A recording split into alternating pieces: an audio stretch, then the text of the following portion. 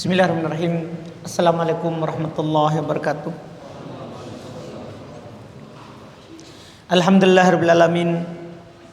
Wassalatu wassalamu ala Rasulillah wa ala alihi wa ashabihi wa man tabi'ahum bi ihsan ila yaumiddin. Amma ba'd. Kaum muslimin, jamaah salat maghrib rahimani wa rahimakumullah. Alhamdulillah, kembali di malam hari ini kita bersyukur kepada Allah Subhanahu wa taala atas nikmat yang diberikan kepada kita di malam hari ini, sehingga kita kembali berkumpul di salah satu rumah Allah Subhanahu wa taala, di masjid dari masjid Allah Subhanahu wa taala yang dikatakan oleh Nabi sallallahu alaihi wasallam sebagai sebaik-baik tempat yang ada di atas muka bumi ini. Kemudian alhamdulillah di malam hari ini kembali kita melanjutkan kajian yang membahas tentang adab dan akhlak, yaitu dengan membaca kitab Sahih Adabul Mufrad karya Al-Imam Al-Bukhari rahimahullahu taala. Di malam hari ini kita melanjutkan hadits yang ketiga yang disebutkan oleh Al-Imam Al-Bukhari rahimahullahu ta'ala, masih di bab berbuat baik kepada kedua orang tua. Masih dalam bab berbuat baik kepada kedua orang tua. Kita sudah membahas di pertemuan yang lalu wajibnya kita berbakti kepada kedua orang tua secara umum. Di malam hari ini kita akan membahas yang lebih khusus akan wajibnya kita berbuat baik kepada ibu kita yang telah melahirkan kita di atas permukaan bumi Allah Subhanahu wa taala ini. Kata Imam Al-Bukhari rahimahullahu taala, babu birril bab wajibnya kita berbuat baik kepada ibu. Ibu kita sudah ketahui bersama bagaimana dia memikul beban yang sangat berat ketika menghamilkan kita, mengandung kita, bahkan setelah dia melahirkan kita. Di awal-awal dia mengandung kita, tentunya para perempuan tahu bagaimana besarnya dan beratnya yang dirasakan oleh seorang ibu, apa yang disebut oleh orang sebagai al-wahm, yaitu kita kenal dengan ngidam. Di usia muda dari kehamilannya dia akan mengalami yang namanya ngidam. Di ngidam ini tidak ada yang enak baginya, apakah dari makanan, minuman, bahkan bau, tidak ada yang enak baginya. Dia susah, di atas kesusahan tentunya. Ini tahap pertama. Tahap kedua, kalau ini sudah berlalu, maka dia akan membawa kita dalam perutnya, kebanyakannya itu selama 9 bulan, kebanyakan perempuan hamil. Ini tentunya berat dan kesusahan, sebagaimana yang dikatakan oleh Allah Subhanahu wa ta'ala sendiri dalam Al-Quran, hamalathu ummuhu kurhan. Dia dikandung oleh ibunya dalam keadaan susah. Dalam keadaan susah. Demikian pula di dalam ayat yang lain dikatakan hamalathu ummuhu wahnan ala wahnin. Dia dikandung oleh ibunya kesusahan di atas kesusahan. Bayangkan, bukan sehari dua hari, tapi selama 9 bulan tidak bisa terpisah dengannya. Ditambah lagi setelah itu, selesai 9 bulan, ini belum selesai perjuangannya. Perjuangan terbesarnya adalah saat seorang anak akan keluar dari rahimnya. Kemudian setelah itu dia melahirkan dan menjaganya setelahnya. Di saat usia bayi, kita mungkin bisa melihat bagaimana seorang ibu kadang tidak tidur semalaman karena menjaga anaknya. Karena menjaga anaknya. Ini tentunya karena beratnya yang dia lewati. Syariat Islam adalah syariat yang adil, membalas semuanya sesuai dengan amalan dan tugasnya. Makanya hak ibu itu lebih banyak, lebih wajib. Walaupun bapak juga iya, tapi hak ibu lebih di dalam syariat kita, karena yang dia lakukan adalah lebih terhadap anak. Imam Al-Bukhari rahimahullah untuk menjelaskan besarnya hak ibu, wajibnya kita berbuat baik kepada ibu, beliau sebutkan 2 hadis dalam masalah ini. Kata beliau di hadis yang pertama, haddatsana Abu Asim, telah menceritakan kepada kami Abu Asim an Bahz ibn Hakim, dari Bahz ibn Hakim, an abihi, dari bapaknya yaitu Hakim, an jaddihi, dan dari kakeknya. Qultu ya Rasulullah, saya berkata, wahai Rasulullah, man abar, siapa yang harus saya berbuat baik kepadanya? Ini pertanyaannya, Masya Allah. Para sahabat demikianlah pertanyaannya. Mereka pertanyaannya itu di sekitar kebaikan, karena mereka adalah orang yang paling semangat dalam kebaikan. Bahkan tidak ada satu kebaikan pun pasti mereka sudah melakukannya.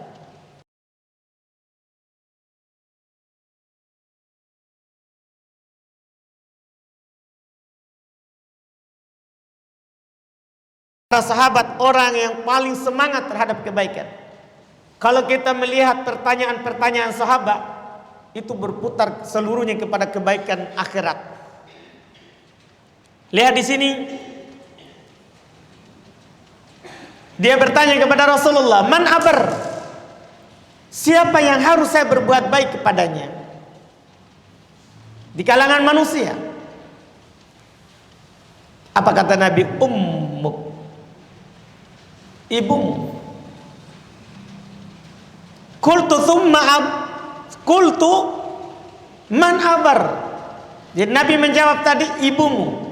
Kemudian dia bertanya lagi, siapa yang harus saya berbuat baik kepadanya? Qala ummuk. Tetap Nabi menjawab yang kedua, ibumu. Ini yang kedua kali. Qultu man abar. Ketiga kalinya, siapa yang berhak saya berbuat baik kepadanya? Qala ummuk. Nabi berkata, ibumu. Qultu thumma man abar. Saya katakan, siapa lebih baik, lebih berhak saya berbuat baik kepadanya? Qala abak. Nabi berkata, bapakmu. Tsummal aqrab fal aqrab. Kemudian yang lebih dekat dan yang lebih dekat lagi setelahnya. Ini Masya Allah. 3 kali ibu, baru siapa? Bapak. Ini namanya al-jaza min jinsil amal. Balasan dalam syariat kita, syariat Islam adalah syariat yang adil. Balasan sesuai dengan apa? Amalannya. Kami sudah isyaratkan tadi di awal. Apa yang dihadapi oleh ibu 3 kali. Saat waham, ngidam, kemudian hamil selama 9 bulan.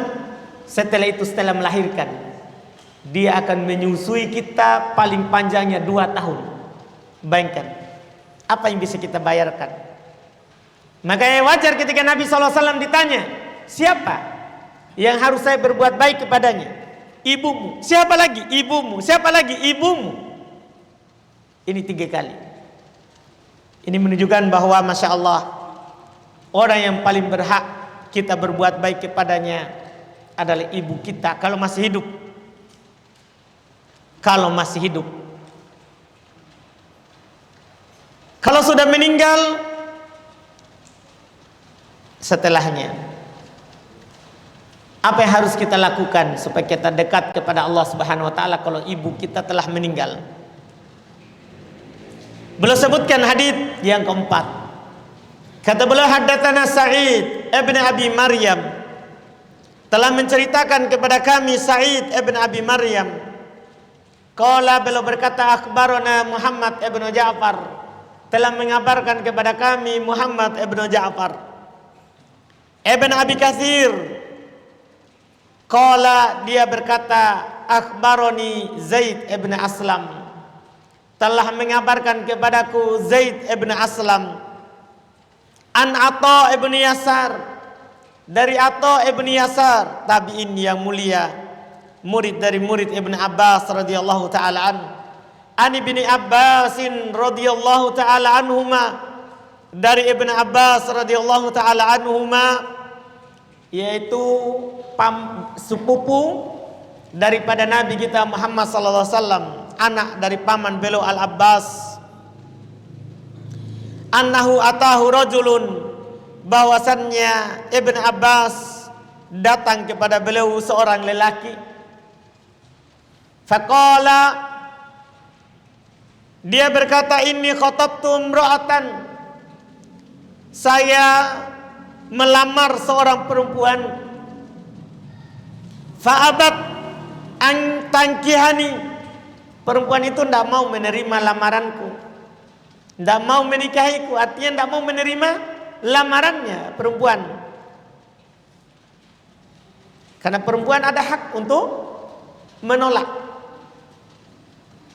Wa khatabaha ghairi, setelah saya dia tolak, selainku melamarnya, yaitu lelaki yang lain melamar perempuan itu. Fa'ahabbat an tankihahu, maka perempuan itu pun suka untuk menikahinya, artinya dia menerima lamarannya. Yang terjadi setelahnya, fagirtu alaiha faqataltuha, saya cemburu terhadapnya, maka saya pun membunuh perempuan itu. Ini tercela, ini dosa besar tentunya. Karena dia tidak diterima, dia bunuh perempuannya. Ini tentunya dosa besar. Makanya dia datang kepada Ibnu Abbas, apa jalan keluarnya? Apakah taubatnya apa? Apa yang harus dia lakukan untuk membayar dosa membunuh itu? Jiwa yang diharamkan oleh Allah Subhanahu wa taala. Perhatikan ketika dia bertanya kepada Ibnu Abbas, fahalli min taubah, apakah saya masih ada pintu taubat? Kan ini dosa membunuh jiwa yang diharamkan. Dosa besar. Dari dosa-dosa besar yang diancam dengan neraka pelakunya. Diancam dengan neraka pelakunya. Makanya dia bertanya kepada Ibnu Abbas, apakah saya masih terbuka pintu tobat? Tentunya pintu tobat tidak pernah tertutup selama jiwa kita berada di dalam tubuh kita.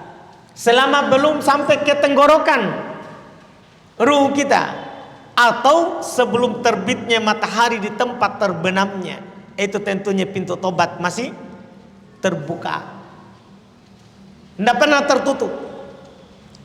Makanya ketika ini seorang ini bertanya kepada Ibnu Abbas, apakah saya punya pintu tobat? Ibnu Abbas berkata kepadanya, Masya Allah, Ibnu Abbas tidak bilang iya masih ada pintu tobat, karena itu nyata. Pintu tobat tidak pernah apa? Tertutup. bagaimanapun kita berdosa, maka pintu tobat terbuka dari Allah Subhanahu wa taala. Maka Ibnu Abbas berkata kepadanya, "Ummuka hayya?" Apakah ibumu masih hidup? Itu pertanyaannya. Apakah ibumu masih hidup? Qala la. Dia bilang, sudah tidak ada lagi. Sudah tidak ada lagi.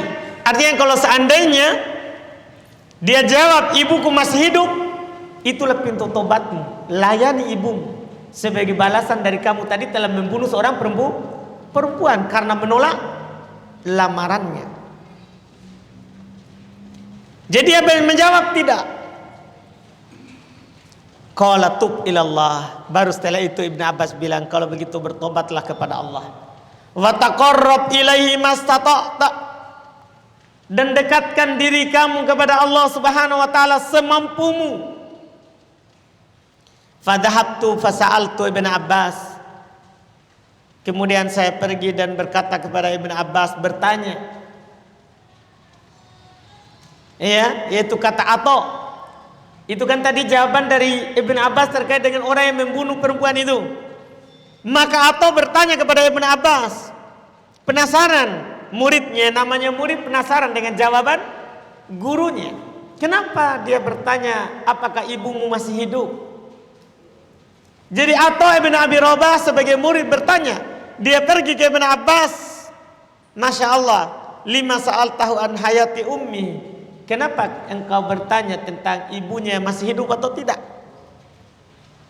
Faqala, kata Ibn Abbas, inni la a'lamu amalan aqraba ilallahi min birril walidah. Masya Allah. Kata Ibn Abbas, sungguh saya tidak mengetahui ada amalan yang lebih mendekatkan diri seorang kepada Allah daripada berbuat baik kepada ibunya. Ibn Abbas menganggap amalan yang paling mendekatkan kita kepada Allah Subhanahu wa taala adalah ibu kita. Ibu kita. Beruntung orang yang masih hidup ibunya dan bisa melakukan kebaikan kepadanya. Itu sangat beruntung. Karena itu adalah amalan yang paling utama yang akan lebih mendekatkan diri seorang kepada Allah Subhanahu wa taala. Itu kata Ibn Abbas yang didoakan oleh Nabi kita Muhammad SAW untuk memahami syariat, memahami Al-Quran. Jadi ketika beliau ditanya, apakah ada tobat bagiku ini dosa membunuh seorang perempuan? Beliau bertanya balik, ibu masih hidup? Dan beliau ditanya lagi setelahnya, kenapa engkau bertanya tentang ibunya? Kan bisa saja engkau menjawab, bagimu pintu tobat. Menyesalilah apa yang telah berlalu, lakukan ketaatan, tutupi keburukan yang telah lewat. Karena al-hasanat itu akan menghilangkan as-sayyi'at. Kebaikan itu akan menghapus keburukan. Akan menghapus keburukan. Jadi Atha bin Abi Rabah rahimahullah, dia bertanya, kenapa engkau harus bertanya dulu tentang ibunya? Beliau sebutkan alasannya, bahwasanya saya tidak mengetahui ada amalan yang paling mendekatkan diri seorang kepada Allah Subhanahu wa taala daripada berbuat baik kepada ibunya. Maka sekali lagi sangatlah beruntung orang yang dalam kehidupan dunia ini ibunya masih hidup. Ibunya masih hidup. Dan sekaligus ini dua hadits ini Masya Allah memberikan dorongan kepada kita untuk selalu berbuat baik kepada ibu kita selama dia mengajak kita kepada yang ma'ruf, kepada kebaikan, bukan maksiat. Bukan maksiat. Inilah akhlak yang mulia yang diarahkan oleh Nabi kita Muhammad sallallahu alaihi wasallam manusia yang paling sempurna akhlaknya, imamul muttaqin, imamnya orang-orang yang bertakwa, yang mana memang beliau diutus oleh Allah Subhanahu wa taala untuk menyempurnakan akhlak, sebagaimana dalam hadis yang beliau sebutkan sendiri bahwa beliau diutus oleh Allah Subhanahu wa taala untuk menyempurnakan akhlak. Di hadis ini juga Masya Allah terdapat faedah lain untuk kita, bahwasannya kalau kita berbuat salah dan bingung apa yang harus dilakukan, maka kita tanyakan apa yang harus kita lakukan kepada orang yang berilmu, jangan kepada orang yang tidak berilmu. Karena kadang kalau kita tanya kepada orang yang tidak berilmu, itu kadang akan membuat kita celaka dunia dan akhirat. Dan bahkan kadang kita akan jatuh dalam dosa demi dosa gara-gara bertanya kepada orang yang tidak berilmu. Sebagai penutup ada kisah terkait dengan masalah ini, kisah dari Israiliyat, dari orang-orang sebelum kita yang menunjukkan hal tersebut, bahwasannya ada orang dari sebelum kita, dari Bani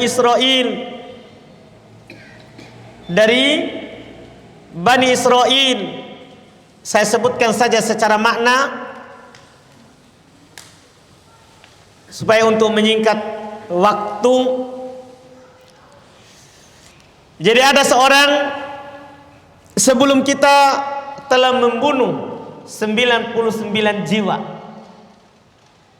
Dosanya banyak. Dia telah membunuh 99 jiwa. Akhirnya dia punya niat baik, alhamdulillah, untuk kembali bertobat kepada Allah Subhanahu wa ta'ala. Dan dia sudah bertekad untuk bertobat kepada Allah dengan dosanya yang begitu banyak. Maka supaya benar tobatnya, dia bertanya kepada orang-orang tentang apa yang dia lakukan, bagaimana caranya untuk bertobat. Dia bertanya kepada orang-orang dan orang-orang pun tunjuk kepada rohib, kepada ahli ibadah. Orang tidak punya ilmu tapi rajin beribadah. Rohib. Dia bertanya kepadanya, dia ceritakan bahwasanya saya telah membunuh 99 nafsan. Fahal li min taubah. Saya telah membunuh 99 jiwa. Apakah saya masih punya pintu tobat? Ini ahli, namanya ahli ibadah. Kalau jatuh dalam maksiat dianggap itu besar sekali, karena dia ahli ibadah. Jadinya dia menjawab, la taubat lak. Tidak ada tobat untukmu. Ini 99 kamu telah bunuh. Ini dosa besar. Satu saja udah besar, apalagi 99. Akhirnya dia jawab, tidak ada pintu tobat bagimu. Apa yang terjadi? Orang tadi membunuhnya sempurna 100. Yang membunuhnya siapa? Kebodohannya sendiri. Dia tidak tahu bahwa pintu tobat itu tidak pernah tertutup sampai orang mau meninggal. Ruhnya sudah kerongkongan, atau matahari sudah terbit di mana tempat terbenamnya. Tidak tertutup pintu tobat, tapi dia bodoh, tidak tahu itu. Akhirnya dia fatwakan, tidak ada lagi pintu tobat. Akhirnya karena dia jawab begitu, orang tadi membunuhnya genap 100. Kebodohannya membunuhnya. Karena sebab kebodohannya. Setelah itu dia cari lagi karena orangnya memang mau bertobat. Cuman tadi itu karena sudah tidak ada lagi pintu tobat, ya sudah, bunuh lagi karena ada pintu tobat baginya. Akhirnya dia bercari lagi kepada siapa yang harus dia bertanya. Akhirnya dia ditunjukkan kepada alim ulama dari Bani Israel, orang yang berilmu dari Bani Israel. Dia bertanya dengan pertanyaan yang sama. Dia gambarkan, saya telah membunuh 99 tadinya, tapi saya bertanya kepada ahli ibadah sana, dia bilang tidak ada lagi pintu tobat. Akhirnya saya bunuh saja dia lagi, genap 100. Apakah bagi saya pintu tobat lagi? Seorang alim ini dia jawab, tentunya iya. Tidak pernah tertutup pintu tobat dari Allah dengan ilmu yang dia punya. Kemudian setelah itu dia berbahagia sekali, dan orang ulama ini menunjukkan kepadanya, supaya sempurna tobatmu kamu hijrah ke sana. Ditunjukkan satu daerah yang isinya orang-orang soleh. Akhirnya dia berjalan ke sana, tapi sebelum sampai ke sana dia meninggal di jalan. Meninggal di jalan ini turun 2 malaikat. Ada malaikat rahmat, ada malaikat azab. Berselisih, ini orang sudah bertobat dan sudah berusaha untuk menjauhi tempatnya, berjalan. Yang azab bilang enggak, ini pendosa, sudah 100 dia bunuh. Mereka berselisih, maka Allah menurunkan satu malaikat sebagai penghukum. Kita ukur mana yang lebih jauh. Qadarullah sama, hanya saja dadanya lebih mengarah ke negeri yang soleh. Akhirnya dia diambil sama malaikat rahmat. Poin kita, lihat bagaimana seorang alim tidak membuat orang putus asa dari rahmat Allah. Orang berilmu itu tidak membuat putus asa orang dari rahmat Allah Subhanahu wa ta'ala. Ini alhamdulillah 2 hadis yang kita bisa sampaikan. Nanti lagi baru kita lanjutkan dengan bab berikutnya tentang berbuat baik kepada ayah.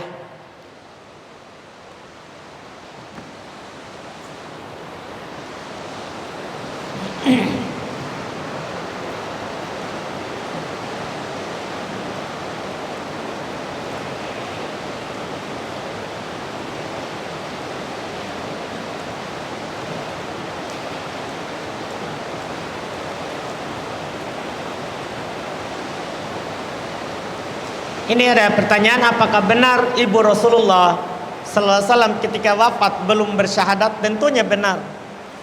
Karena ibunya Rasulullah meninggal saat Nabi baru lahir, belum menjadi Nabi dan Rasul. Nabi menjadi Nabi dan Rasul umur berapa? 40 tahun. Tentunya sangat jauh dari syahadat. Siapa yang mengatakan bahwa ibu Rasulullah telah bersyahadat, maka didustakan oleh kenyataan, didustakan oleh sejarah.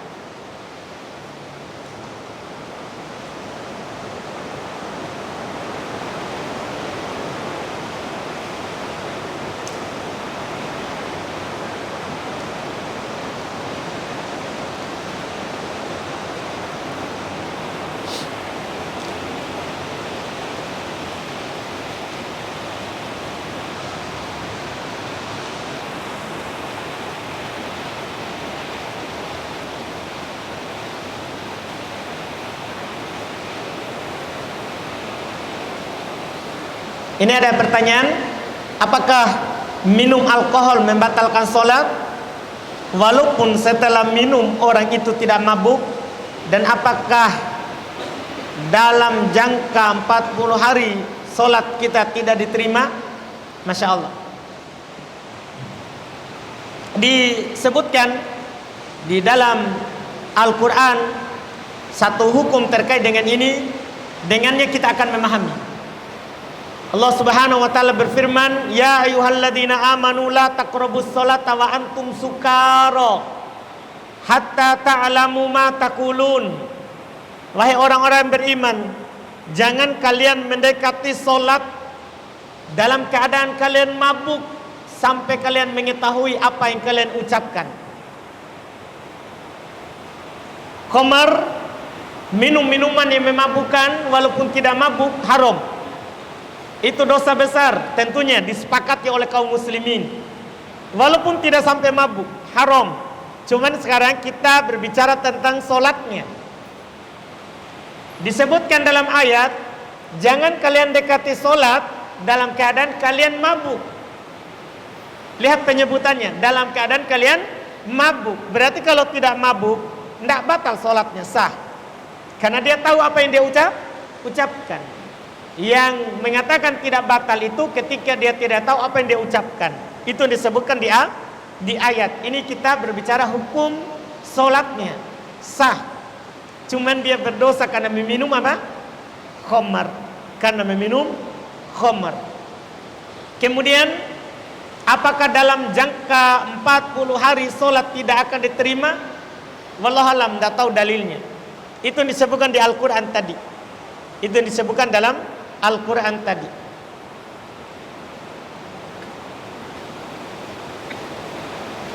Pertanyaan berikutnya, apakah gambar tengkorak pada pakaian dikatakan makhluk bernyawa? Nabi SAW bersabda, aswar ar-ra'as, gambar itu kepala. Jadi kalau kepala termasuk makhluk bernyawa. Itu kata Nabi kita Muhammad SAW. Itu jelas ya, itu jelas.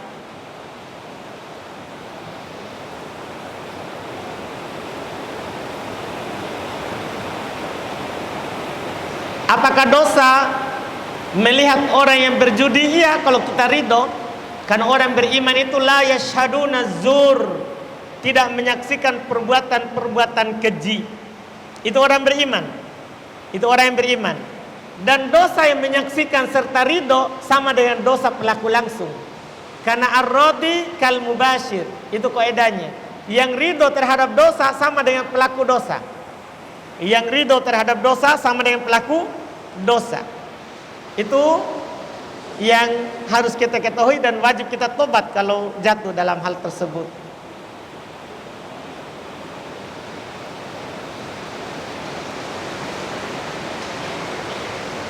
Belum waktu? Belum? Karena kita berhenti sebelum 5 menit. Sebelum 10? Satu lagi?